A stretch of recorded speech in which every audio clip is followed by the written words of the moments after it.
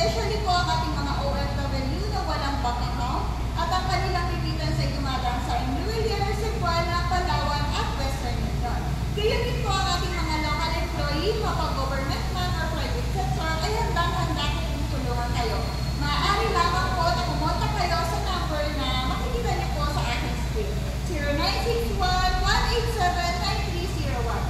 Or di po kaya mag-iwan kayo ng message sa aking YouTube channel, Viber account, WhatsApp, and Messenger. So ngayon po, may dalawang option po na i-offer ang ating Suzuki shop na pwede niyo po ma-avail. So ang option 1 po natin ay fill down from monthly amortization na makukuha niyo sa option 1. At kung hindi naman po pasok ang ating salary bracket at mababa po ang ating salary, maaari niyo na rin po makuha ang ating option 2 na 10,000 na